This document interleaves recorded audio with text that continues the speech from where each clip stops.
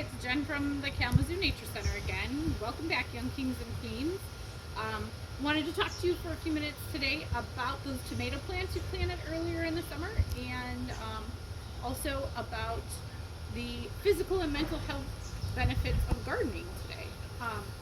So tomatoes. I hope your tomatoes are growing. Again, they love hot, dry weather, which we've had plenty of this summer, so I hope they're really taking off.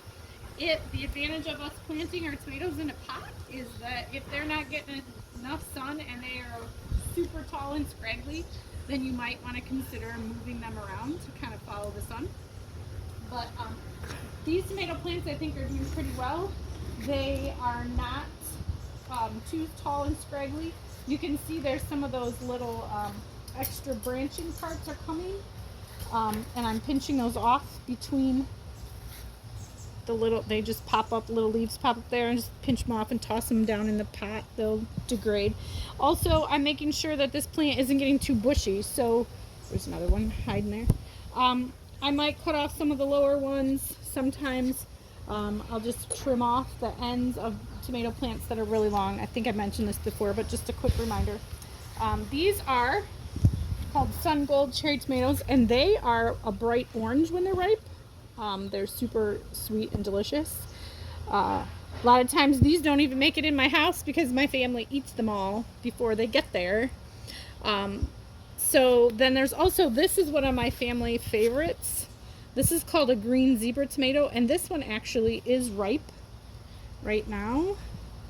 Trying to get it off.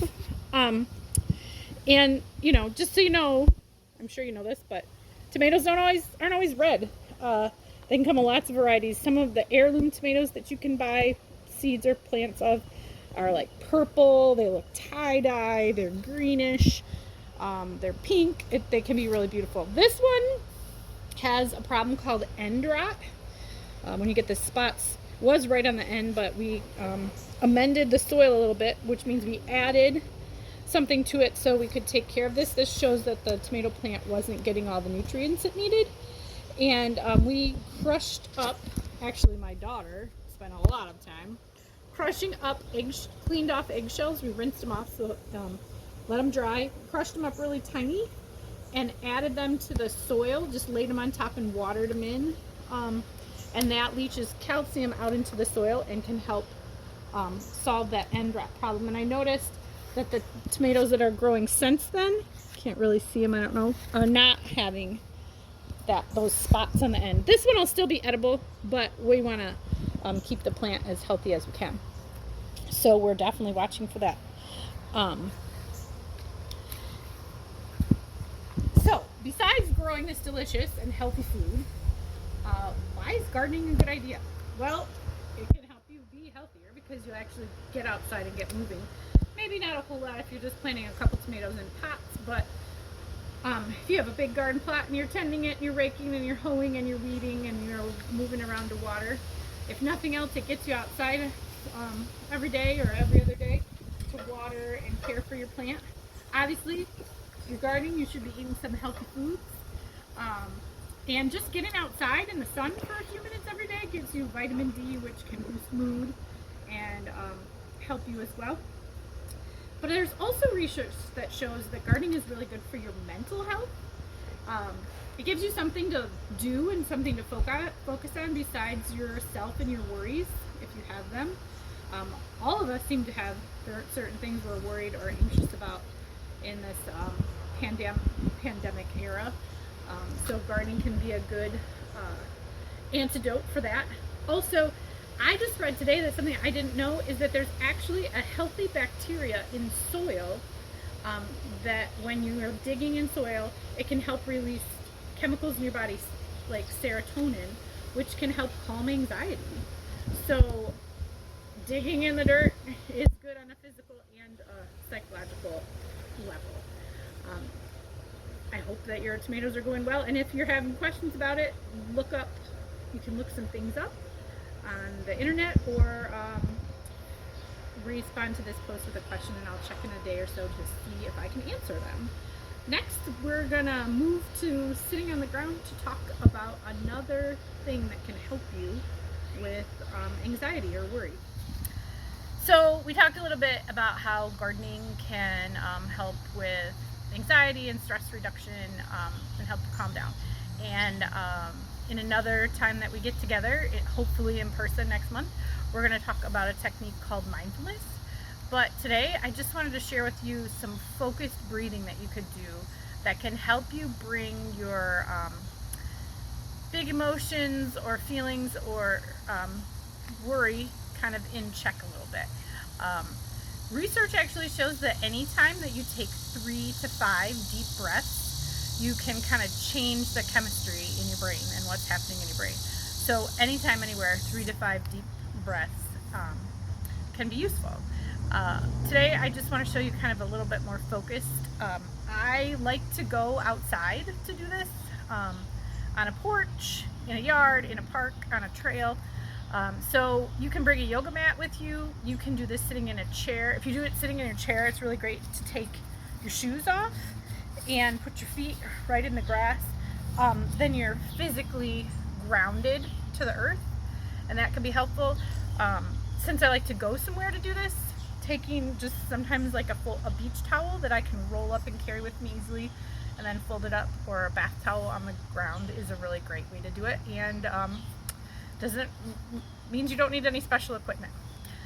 So I just want you to focus on one of the best ways to concentrate your breathing is to make sure you sit up with your spine kind of straight and tall, and you can imagine that there's a string coming out the top of your head and kind of pulling everything in your spine and your head in alignment, and your chin is just level and lifted. Some people like to close their eyes.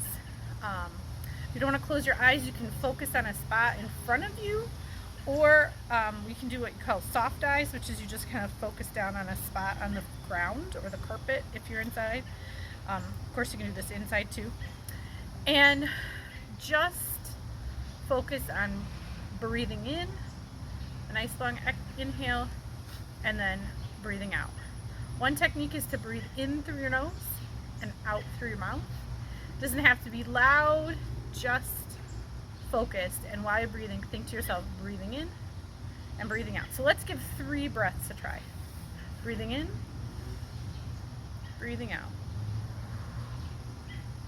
Say it to yourself in your head. Breathing in, breathing out.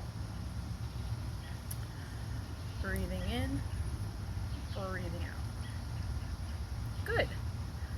I hope that you'll notice that you feel a little more centered or grounded. Your brain might be settled just a little bit. I'd like to read to you this heart and belly breath technique that you can try. You can just listen, or you can try it along with me, and you can always watch this again later and do it at another time. So if you would like to help your body get even more settled, you can experiment with making your exhale longer than your inhale. So first, you're just going to want to start with counting your breathing. So you might think to yourself, breathing in, 1, 2, breathing out, 1, 2. Inhale, 1, 2, breathing out, 1, 2. Then make sure your count isn't too long so that you can comfortably inhale and exhale, and start experimenting with making your exhale longer. This helps your body turn on something called the relaxation response, and it can help you feel calmer. So once you're breathing at a steady pace for a few rounds, start counting. Inhale, 1, 2, exhale, 1, 2, 3. Breathe. Do it in your head silently. Inhale, 1, 2. Exhale, 1, 2, 3. Inhale, 1, 2. Exhale, 1, 2, 3. Continue this pattern for as long as you feel comfortable. When you're ready to finish, come back to an even breath for a round or 2.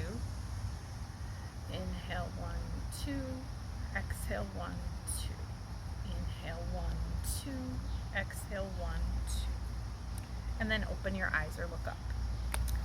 I hope that you find this as a technique that you can use anywhere. You can sit in a chair and no one even has to notice that you're taking some deep breaths. I've included a link in the description for this video that explains a little bit more about how gardening is good for mental health. And there's also, at the bottom of that story, you'll find a link for a little bit about what mindfulness is and how it can be helpful that you might want to look at before we gather together again. I'm wishing you some good tomatoes and good breeding. Thanks.